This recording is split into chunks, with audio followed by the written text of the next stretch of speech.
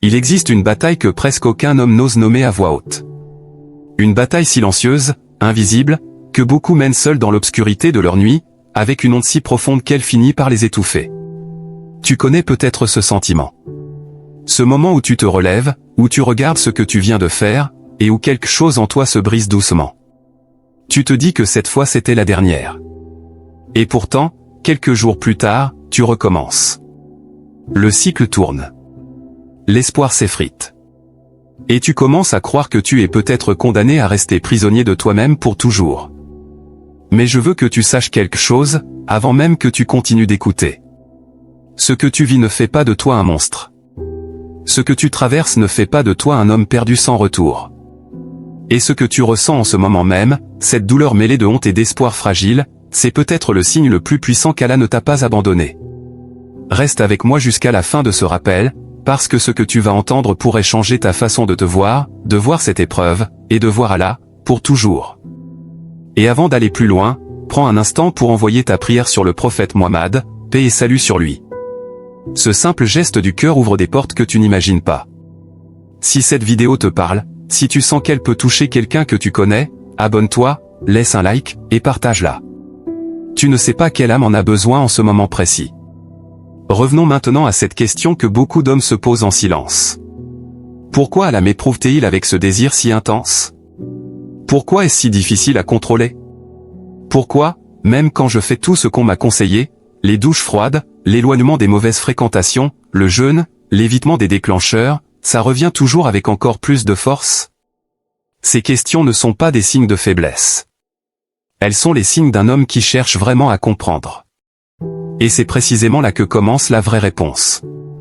La première chose qu'il faut comprendre, et c'est une vérité que l'islam pose avec une clarté absolue, c'est que le désir que tu ressens est naturel. Allah l'a placé en toi. Ce n'est pas une malédiction. Ce n'est pas une souillure.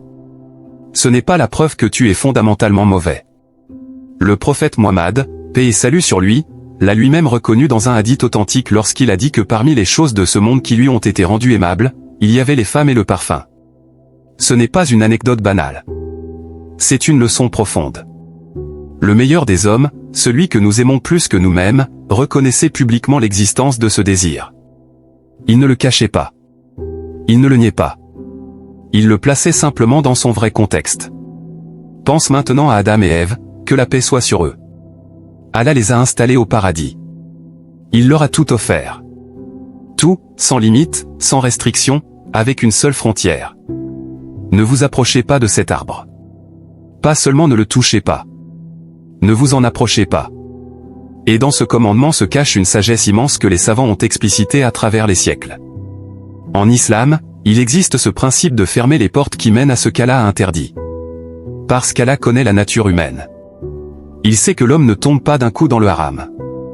Il s'en approche doucement, un regard, une pensée, un pas de plus, et encore un autre, jusqu'à ce que la chute devienne presque inévitable.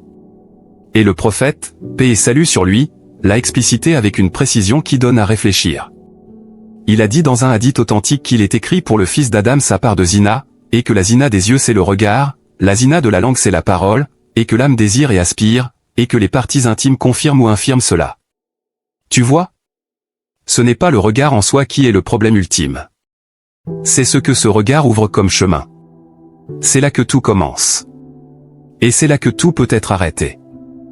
Mais voici ce que la plupart des hommes n'ont jamais entendu, et c'est peut-être la révélation qui va changer quelque chose en toi dès aujourd'hui.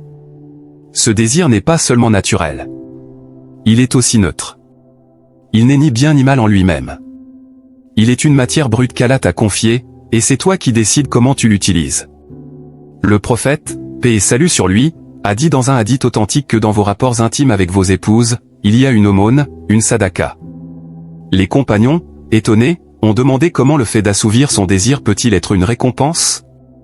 Et la réponse du prophète, paix et salut sur lui, était d'une logique lumineuse. Il leur a dit, si vous l'aviez fait dans ce qui est interdit, n'auriez-vous pas reçu un péché? Alors de même, si vous le faites dans ce qui est permis, vous recevez une récompense. Ce hadith change tout.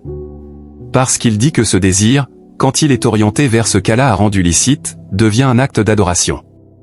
Il devient une porte vers sa satisfaction. Le même feu, selon comment tu le diriges, peut réchauffer ou brûler. Et c'est là toute la responsabilité de l'homme. Et je t'entends peut-être te demander maintenant, mais comment? Comment je fais concrètement pour ne pas retomber? Comment je résiste quand l'envie est si forte qu'elle semble tout envahir? Le prophète, paix et salut sur lui, a répondu à cette question avec une simplicité désarmante. Il a dit, celui d'entre vous qui peut se marier, qu'il se marie. Et celui qui n'en a pas la capacité, qu'il jeûne, car le jeûne est pour lui une protection. Ce n'est pas une liste de règles imposées. C'est une guidance bienveillante d'un homme qui nous aimait au point de nous laisser des clés pour affronter nos propres natures. Le jeûne n'est pas une punition. C'est un outil. C'est une façon de reprendre le contrôle, de calmer ce qui déborde, de retrouver la clarté que le désir brouille parfois complètement. Mais il y a quelque chose d'encore plus fondamental.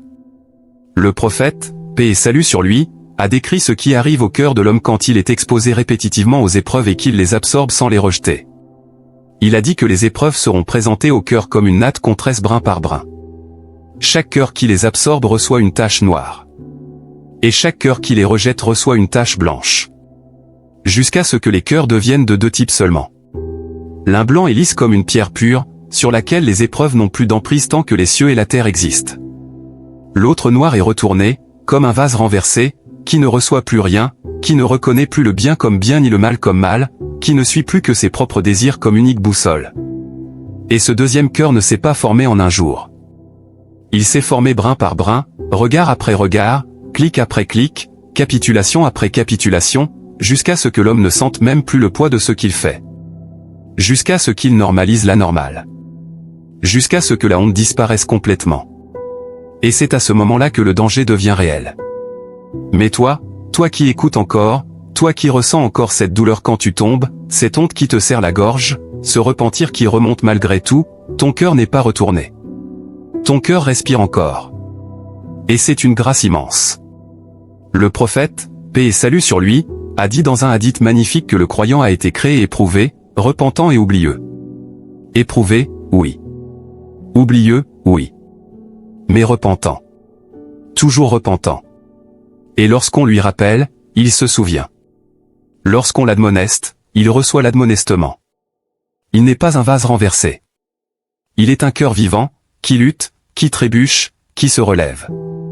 Et c'est précisément cette lutte qu'Allah aime. Ce n'est pas la perfection qu'Allah demande à l'homme. C'est l'effort sincère. C'est le retour. C'est ce combat intérieur livré pour sa satisfaction, qui est au cœur même du sens de notre présence sur cette terre. Alors que fais-tu avec tout ça maintenant? Tu ne cherches pas à éteindre ce désir. Tu ne te bats pas contre ta propre nature pour l'anéantir. Tu apprends à le gouverner.